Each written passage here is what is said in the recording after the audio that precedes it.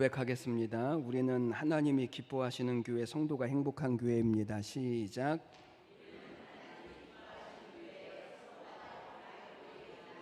아멘. 우리 앞뒤 좌우로 4번 고백하겠습니다. 잘 되고 있습니다. 시작.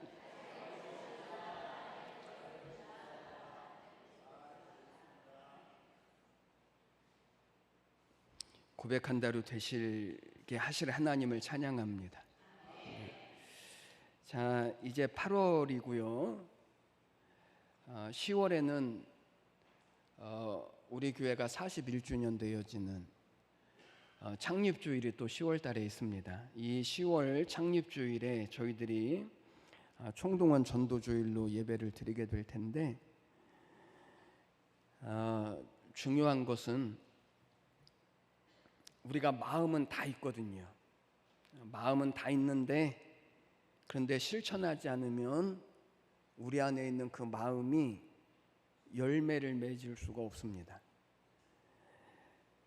그래서 전도라고 하는 것은 하면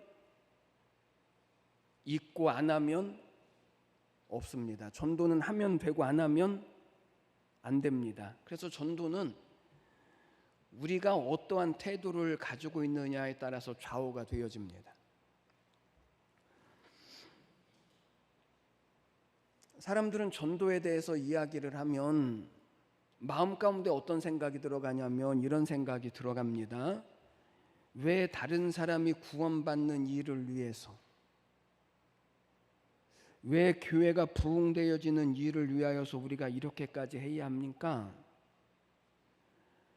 다른 사람이 구원받는 일을 위해서 교회가 부흥하는 일을 위하 이 일이 하나님이 가장 기뻐하시는 일이고,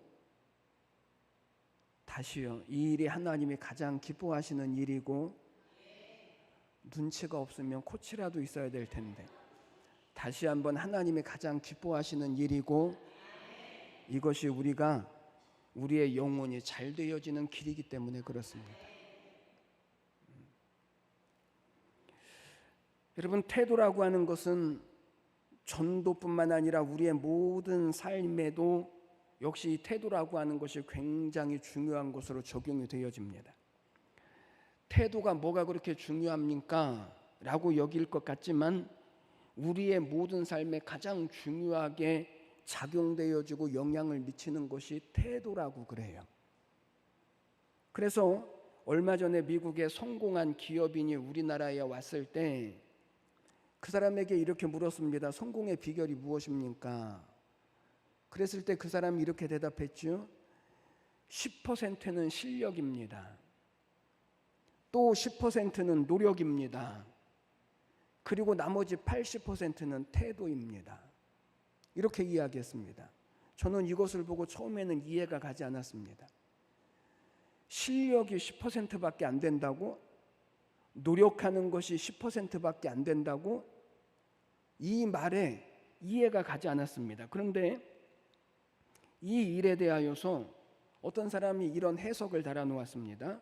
능력이라고 하는 것은 어떤 일을 이루어낼 수 있는 실력이 능력이다.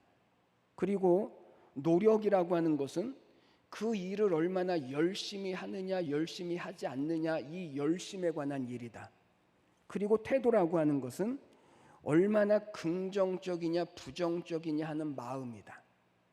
그러니까 이 사람이 성공할 수 있었던 이유는 10%의 실력, 그리고 열심을 내는 이 열심이 10%고 나머지는 이 사람의 마음에 달려 있었다라고 이야기를 하는 거죠. 그러면 왜 능력과 노력은 10%인데 이 태도라고 하는 것이 80%나 되어질까? 여러분, 능력이라고 하는 것과 노력이라고 하는 것을 아무리 안 해도 일은 있잖아. 일만큼. 정말 노력하는 사람을 100이라고 하고 정말 실력 있는 사람을 100이라고 한다면 아무리 실력이 없어도 일은 있잖아. 일. 그런데 태도라고 하는 것은 이게 마음의 문제이기 때문에 이게 부정적인 마음을 가지면 마이너스 1000이 될 수도 있고 긍정적인 마음을 가지면 이게 플러스 1000도 될 수 있다는 거예요. 그러니까 아무리 실력이 있어도 마음이 긍정적이거나 긍정적이지 못하면 그러면 그 실력을 가지고 성공할 수 있다고요? 성공할 수 없다는 거예요. 그러나 아무리 실력이 없는 것 같아도 그 마음에 긍정적인 마음을 가지면 누구라도 성공할 수 있는 가능성이 있다라는 거죠. 그래서 성공할 사람들에게 당신의 가장 값진 자원을 보호해라 라고 하는 책이 있는데, 여기 당신의 가장 값진 자원을 보호해라, 여기 보호해라 라고 하는 말의 뜻은 이 우리에게 있어서 가장 값진 것임에도 불구하고 이것을 사람들이 자꾸만 너무나 쉽게 잃어버린다라는 거죠. 그래서 그 사람은 우리에게 있는 가장 값진 자원을 보호해라, 이런 책을 썼습니다. 그 책을 보니까 아니요, 여러분의 생각에는 성공하기 위하여서 여러분에게 있어야 할 가장 값진 자원이 뭐라고 생각이 되십니까? 우리가 성공하기 위해서 가져야 할 가장 값진 자원 뭘까요? 우리 교회가 부흥하는 데 있어서 가장 필요한 자원이 있다면 뭘까요? 도대체 이 사람은 우리에게 있어서 보호해야 할 가장 값진 자원을 뭐라고 말하냐면 이 사람은 태도라고 말했습니다. 태도. 왜냐하면 태도라고 하는 것은 그 사람의 정신적인 출발점이에요. 태도는 인생을 어떻게 보느냐, 사건을 어떻게 보느냐, 사람을 어떻게 바라보느냐, 이 바라보는 마음이고 눈이고 가치관이기 때문에 그렇습니다. 어떻게 보느냐에 따라서, 다시 말하면 어떤 태도를 가지느냐에 따라서 의미도 달라질 수 있고 결과도 얼마든지 달라질 수 있기 때문에 그렇습니다. 그래서 어떤 사람의 태도를 보면 그 사람의 생각도 알 수 있고요, 그 사람의 성품도 알 수 있고요, 그 사람의 사람됨도 알 수 있습니다. 태도는 아무것도 아닌 게 아닙니다. 우리의 삶에서 어떤 성공을 꿈꾸든 우리의 가지고 있는 실력도 중요하지만 그것보다도 우리의 태도가 얼마나 중요한지를 우리는 다시 기억하셔야 하고 다시 붙들어야 합니다. 실력이라고 하는 것이 우리에게 주어진 것을 사용하는 것이라면 태도라고 하는 것은 우리의 삶을 무한대로 바꿀 수 있는 능력입니다. 가능성입니다. 성경은 이 태도를 가리켜서 뭐라고 말씀했냐면 믿음이라고 말했습니다. 전도도 마찬가지입니다. 영혼에 대한 우리의 태도, 전도에 대한 우리의 태도가 어떠한가에 따라서 이미 결과는요 이미 난 겁니다. 그러면 우리가 전도에 대해서 어떤 태도를 가져야 할까? 오늘 우리가 읽은 본문 말씀의 내용이 뭐냐면 4명의 친구들이 중풍병에 걸린 한 친구를 예수님께로 데리고 와서 예수님 앞에서 고침을 받는 이 사건이 오늘 본문 말씀의 내용입니다. 그런데 여기 본문을 보면 이 중풍병자가 고침을 받게 된 이유를 예수님은 뭐라고 말씀하셨냐면 그들의 믿음을 보시고 그랬습니다. 무엇을 보셨다고요? 믿음을 보셨어요. 여러분 묻습니다. 예수님은 우리의 무엇을 보실까요? 예수님은 우리의 믿음을 보셔요. 그럼 또 묻습니다. 믿음이라고 하는 것이 보일까요? 믿음 보일까요? 안 보일까요? 믿음은 안 보입니다. 그런데 예수님은 뭐를 보셔요? 믿음을 보셔요. 그러니까 예수님이 우리에게서 믿음을 보신다면 믿음이 사람의 눈으로 보이는 것은 아니지만 그러나 예수님께 우리의 믿음을 어떻게 해드려야 될까요? 보여드려야죠. 예수님이 보시도록 해야죠.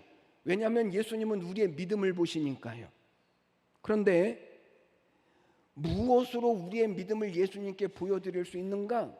그것은 우리의 태도를 통하여서 우리의 믿음을 주님께 보여드릴 수 있습니다.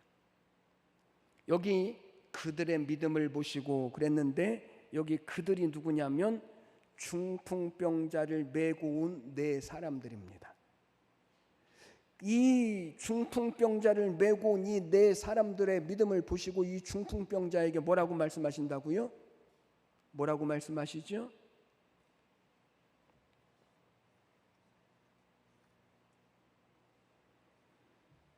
오늘 이 중풍병자에게 주님이 말씀하시기를 작은 자야 내 죄사함을 받았느니라. 다른 말로 말하면 구원을 받았느니라. 여러분, 구원이라고 하는 것이 그 사람의 믿음을 보시고 구원해 주시는 것 아닙니까? 그런데 예수님은 이 중풍병자를 구원하실 때 누구의 믿음을 보셨다고요? 네 사람의 믿음을 보시고 이 중풍병자를 구원해 주셨대요.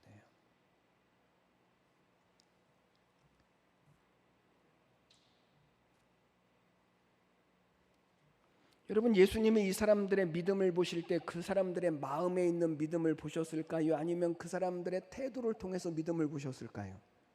그 사람들의 태도를 통해서 믿음을 보셔요. 여기서 우리는 한 사람을 구원받게 하는 이 네 사람들의 태도를 보게 되어질 것입니다. 오늘 저는 우리에게 사람을 데려와야 된다, 그것을 말씀하려고 하는 것이 아니고요, 영혼 구원에 대하여, 하나님의 소원에 대하여, 그리고 전도에 대하여서 우리의 태도를 보기를 원합니다. 그래서 하나님이 우리의 태도를 통하여서 믿음을 보시고 우리의 믿음을 보시고 구원하시는 일들이 일어나는 그런 은혜와 복을 저는 우리 모두가 다 이루어 가시기를 주님의 이름으로 축원해 드립니다. 첫 번째, 그러면 이 네 사람들의 태도가 어떻게 나타나는가 보십시오. 첫 번째는 기회로 여기는 태도입니다. 여러분, 기회가 무엇입니까? 기회? 국어사전을 찾아보니까 기회라고 하는 말을 이렇게 풀이를 해놓았습니다. 어떤 일을 하기에 가장 좋은 때, 이게 기회라는 것입니다. 여러분, 운명을 말하는 사람들에 의하면 누구든지 일생에 기회가 있대요. 몇 번의 기회가 있다고요? 3번. 성공할 수 있는 기회, 출세할 수 있는 기회, 돈을 벌 수 있는 기회, 운명을 바꿀 수 있는 기회가 일생에 몇 번 있다고요? 3번.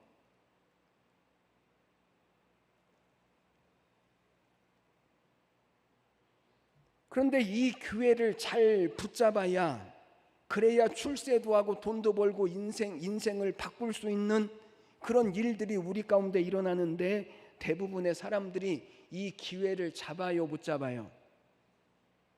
못 잡아요? 왜 못 잡을까요?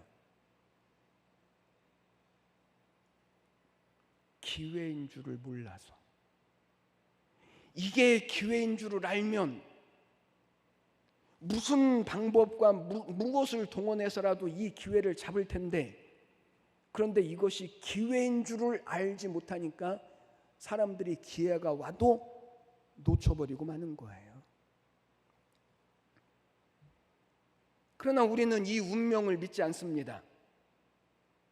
왜냐하면 우리는 하나님을 믿는 사람들이니까요. 하나님은 우연히 어쩌다가 성공하고 축복받을 수 있는 기회를 주시는 하나님이 아니시고, 언제나 우리에게 하나님은 하나님이시고, 하나님께 나갈 때마다 우리에게 상을 주시고 구원하시고 은혜를 베푸시는 하나님이시기 때문에, 그래서 하나님이 주신 기회를 기회로 여기기만 하면 우리는 언제든지 이 하나님의 약속과 은혜와 복을 이룰 수 있는 사람이기 때문에 그렇습니다.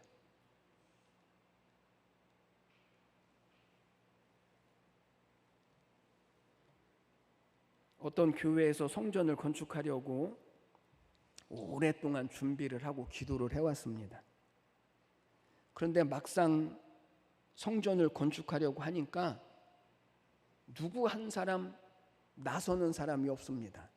왜냐하면 성전은 건축해야 할 필요성도 있고 마음도 있고 소망도 있지만 그 많은 건축비를 도대체 누가 담당을 해야 할 것인가 라고 하는 생각 때문에 누구도 쉽게 성전을 건축하고자 하는 자리에 나서질 못하는 거죠.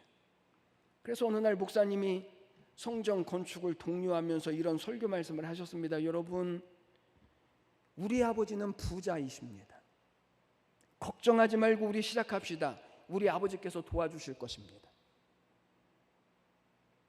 그랬더니 그 다음부터 교회 안에 이상한 소문이 돌기 시작했습니다. 야, 목사님 아버지가 부자래.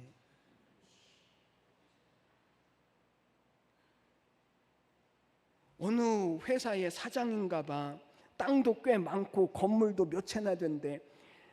아니, 한 번도 말한 적이 없는 아버지가 사장이 되고 건물주가 되고 땅이 많은 그런 부자가 된 거예요. 뭐 하다가 부족하면 목사님 아버지가 다 채워주실 거래. 어쨌든 교인들의 마음이 조금씩 움직이기 시작했습니다. 그래서 교인들이 기도도 하고 헌금도 하고 함께 힘을 모아서 성전을 잘 건축하고 하나님께 영광을 돌려드렸습니다. 그런데 지금까지도 목사님의 부자 아버지를 본 사람이 없대요. 그 후에도 목사님은 교인들에게 어려운 일, 힘든 일이 있을 때마다 그렇게 설교를 하셔요. 우리 아버지는 부자이십니다. 여기 우리 아버지가 누구일까요?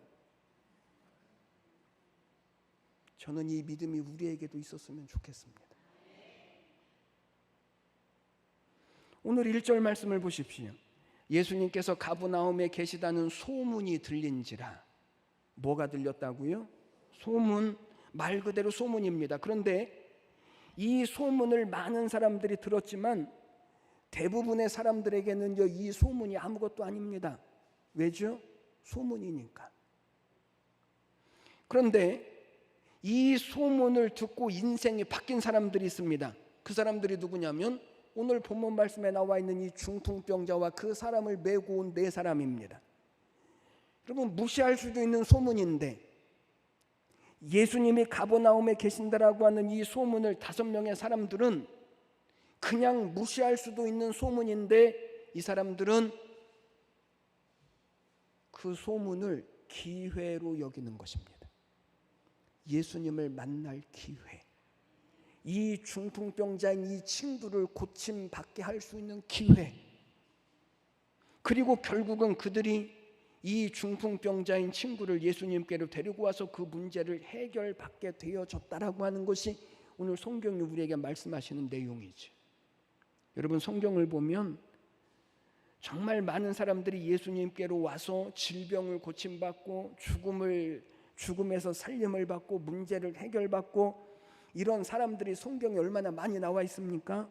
그런데 이 사람들에게는 한 가지 공통점이 있습니다. 그것은 자기에게 주어진 예수님을 만날 이것을 기회로 여겼다라는 거죠.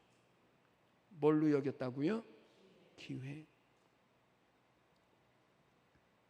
12년 동안 혈루병을 앓았던 여인이 성경을 보니까 예수의 소문을 듣고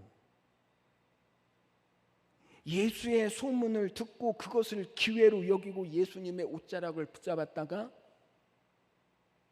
12년 된 혈루병에서 고침을 받아요. 소경 바디메오가 예수님이 길가에서 지나가신다라고 하는 이 소리를 듣고 예수님이 지나가신다라고 하는 그것을 기회로 여기고 소리 질러서 예수님을 만났고 이 소경에서부터 고침을 받아요. 삭개오가 예수님이 여리고로 지나가신다라고 하는 소문을 듣고 그것을 기회로 여겨서 뽕나무로 올라가서 예수님을 만나고 구원을 받아요. 폭풍우 치는 바다에 제자들이 배를 타고 건너가다가 다 죽게 되어졌을 때 바다 위로 걸어오시는 예수님이 내니 두려워하지 말라라고 하는 이 음성을 듣고 베드로는 그것을 기회로 여기고 물 위를 뛰어내려요. 여러분, 성경에 예수님을 만난 사람들과 예수님을 만나지 못한 사람들의 차이가 뭐예요? 그것을 기회로 여겼느냐 여기지 않았느냐의 차이예요.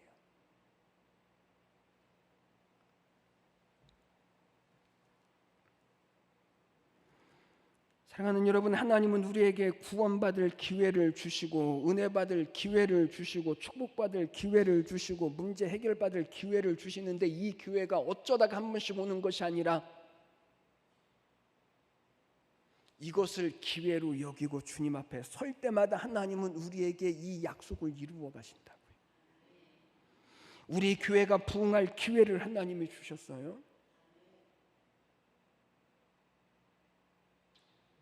그런데 우리가 이것을 기회로 여기지 않으면, 그러면 이것이 우리에게 아무런 소용이 없는 일이 되어져 버리고 만다니까요. 이 기회를 놓치지 않기 위하여서 영혼을 품어야지. 이 기회를 놓치지 않기 위해서 기도해야지. 이 기회를 놓치지 않기 위해서 그들의 이름을 기꺼이 하나님 앞에 올려드리고, 이 기회를 놓치지 않기 위해서 기꺼이 그 사람들을 만나고 섬겨서 하나님께서 그 영혼들을 구원하시도록,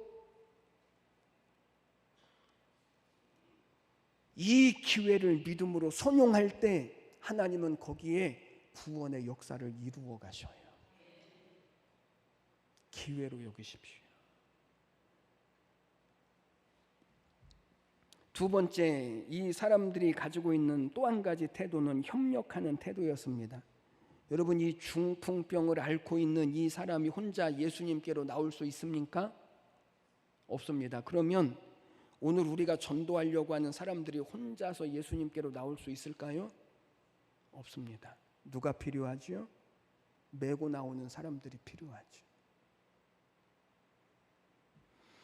이 4명의 친구들은 이 중풍병에 걸린 이 사람을 그냥 내버려 두지 않고 예수님이 오신다라고 하는 소문을 듣고 어떻게 하든지 이 친구를 예수님 앞에 데리고 가고, 그러면 예수님으로부터 고침을 받을 것이라고 하는 이 믿음 때문에 이 4사람은요 기꺼이 이 한 사람의 중풍병자를 들것에 메고 예수님께로 나오는 것입니다. 여러분,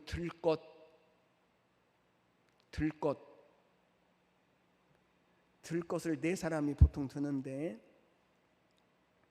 키가 크든 키가 작든 힘이 세든 힘이 약하든 서로 같은 힘, 같은 높이를 맞추고 같은 걸음을 맞추어서 움직여야만 하는 것이 들것입니다.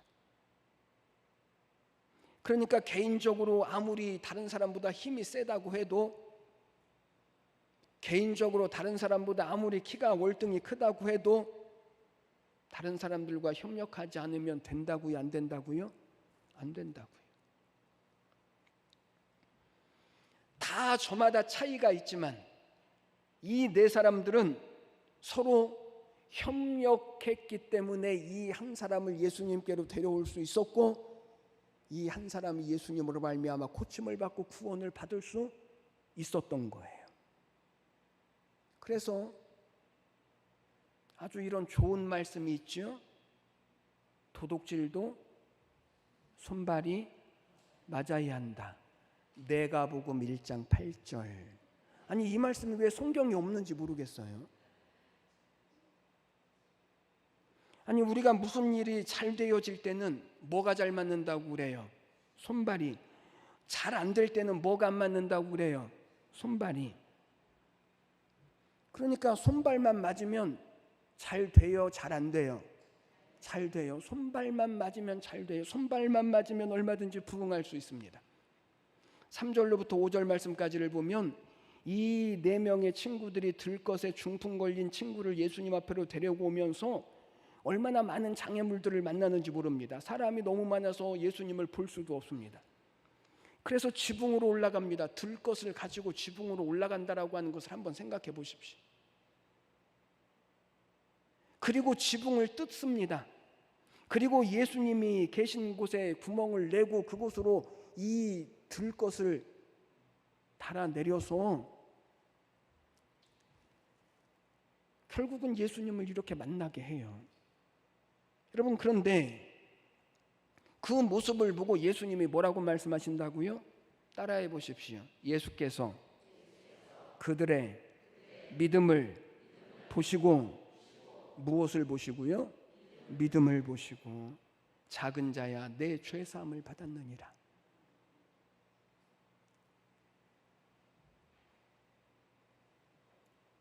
예수님이 보신 믿음이 뭐예요? 네 사람이 마음을 같이하고 힘을 모으고 협력하고, 그래서 예수님께로 이 중풍병자를 달아내린 그 모습을 보고, 그 태도를 보고 주님은 그것을 믿음으로 여기시고 이 사람을 구원해 주시는 거예요. 전도서 4장 9절에서 12절 말씀을 보면 두 사람이 한 사람보다 나음은 저희의 수고함으로 좋은 상을 얻을 것임이라. 협력하는 것이 힘이요, 협력하는 것이 좋은 결과, 협력하는 것이 상을 얻는 길이요, 협력할 때 마침내 이기게 되어주고 승리하게 되겠다라는 거죠. 그러므로 여러분, 오늘 이 전도에 대해서 우리는 어떠한 믿음의 태도를 가져야 하냐면 전부 다 협력하는 믿음의 태도를 가지셔야 합니다.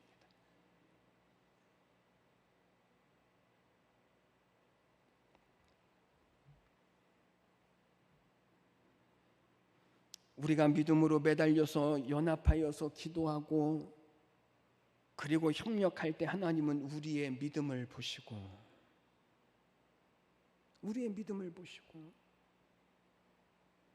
이 하나님의 구원의 일들을 이루어 가실 줄 믿는 것입니다. 저는 오늘 이 은혜가 우리 모두에게 있게 되시기를 주님의 이름으로 축원해 드립니다. 세 번째, 이 사람들의 또 한 가지 믿음의 태도는 포기하지 않는 태도입니다.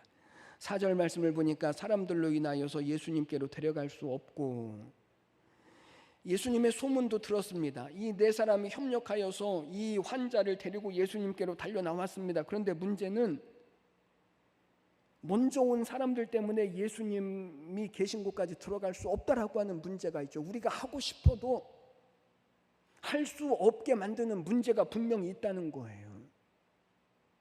우리가 한다고 해서 아무런 문제 없이 형통하게 되지 않을 수 있다라는 거예요. 여러분, 이런 상황에서 선택할 수 있는 길은요, 딱 둘 중에 하나입니다. 뭐죠? 뚫고 들어가든지, 아니면 나는 해볼 만큼 나는 해봤어 하고 포기하든지.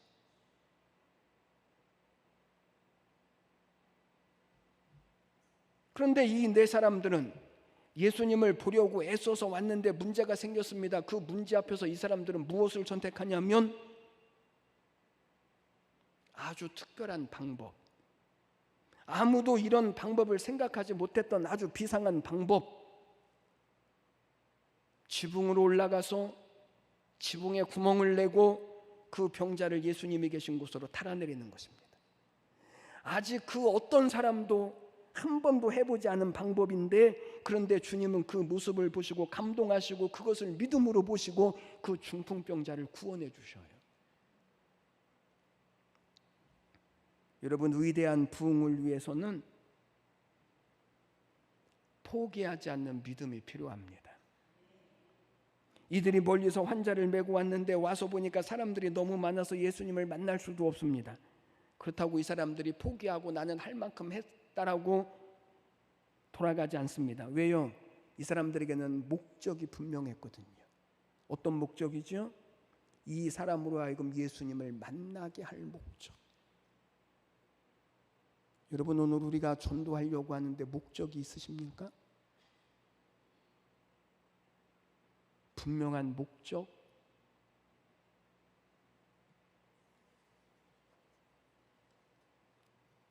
무슨 일이든지 하다가 안 된다고 그만두면 그 사람은요, 절대로 성공할 수 없습니다. 어떤 일에든지 어떤 좋은 일에든지 반드시 문제가 있고 어려움이 있을 수 있습니다. 이런 어려움과 난관이 있을 때 어떻게 이것을 극복해 나가느냐, 그렇지 못하느냐에 따라서 성공의 여부가 결정되어집니다. 여러분, 결론을 맺습니다. 한 사람을 전도한다라고 하는 것이요, 쉽지 않아요.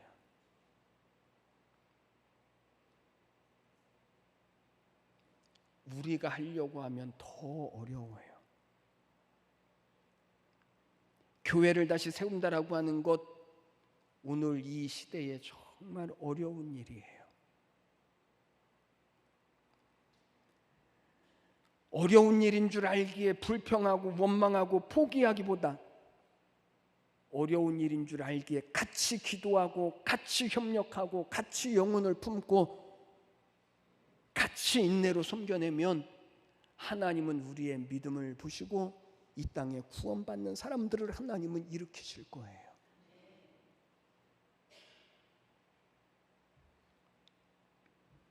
전에 있었던 교회에서 한 500m 정도 떨어진 곳에 우리 같은 감리교회가 하나가 있었습니다.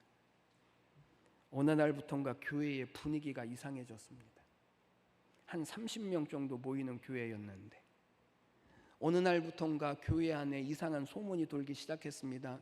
목사님에 대한 소문, 장로님에 대한 나쁜 소문들이 돌기 시작했습니다. 처음에는 그러려니 했었는데, 그런데 그것이 결국에는 성도들끼리 다툼이 되어지고 원망이 되어지고 불평들이 되어지기 시작했습니다. 모든 일이 안 된다라고, 할 수 없다라고 말하는 사람들이 일어나기 시작했습니다. 그러더니 한 사람 한 사람 교회를 떠나기 시작했습니다. 그렇게 떠나기를 3개월 동안 몇 사람이 떠났냐면 30명 중에서 20명이 떠났습니다.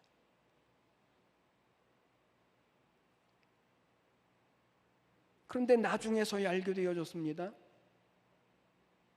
그 이상한 소문을 퍼뜨린 사람이 누구냐면 신천지였다라고 하는 것을.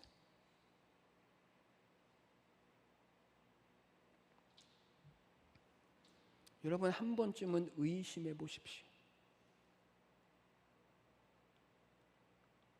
다른 사람을 의심하라고 말하는 것이 아니라 나는 왜 불평을 할 수밖에 없는지, 나는 왜 그렇게 안 된다라고 하는지,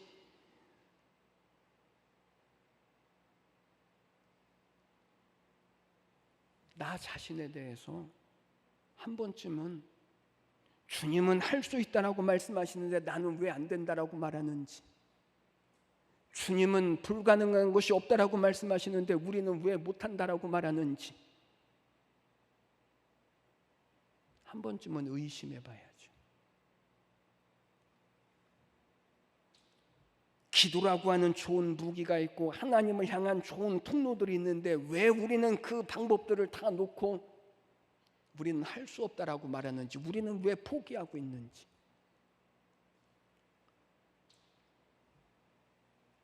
하나님이 우리 교회를 축복하시고 부흥을 주시는 이 기회를 저는 우리가 기회로 여겼으면 좋겠습니다.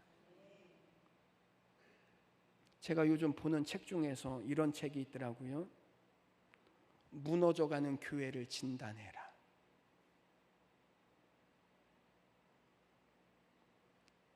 변하지 않으면, 변화되어지지 않으면 다시는 기회가 없다. 여러분, 지금 한국 교회가 여기에 와 있습니다. 변화되지 않으면 더 이상 기회가 없고요. 무너진 교회들은 저마다 다 무너질 수밖에 없는 어떤 현상이 있었고 원인이 있었습니다. 하나님이 우리 교회를 축복하시고 부흥을 주시기를 하나님은 원하시죠. 저는 사람 데려와라가 아니고 우리의 태도가 달라지기를 원합니다. 우리의 그릇이 달라지기를 원하고 우리의 부대가 달라지기를 원하고, 그러면 영혼을 구원하시는 분은 하나님이시고 교회를 세우시는 분은 하나님이시지. 모두 협력해서 기도하고 협력해서 영혼을 품고 협력해서 포기하지 말고 물러나지 말고 마침내 이 교회를 통해서 이 땅의 모든 영혼들을 구원해 내실 하나님의 약속을 저는 우리 교회가 이루어갔으면 좋겠습니다. 그래서 정말 하나님이 기뻐하시는 교회, 그리고 이 제단에 들어오는 성도들마다 진짜 하나님이 주시는 행복으로 넘치는 교회, 그런 교회를 우리가 다 건설해 나가시고 이 하나님의 약속된 이 승리를 우리의 삶의 복으로 채워가시는 그런 귀한 은혜와 축복 되시기를 주님의 이름으로 간절히 축원해 드립니다. 기도드리겠습니다. 하나님 아버지, 은혜와 사랑을 감사합니다. 오늘 우리를 붙드시고 인도하여 주사 하나님의 말씀 앞에 서게 하시고 저희들이 영혼을 품고 하나님 한 영혼을 구원하기 위해서 우리의 마음을 쓰게 하시니 감사합니다.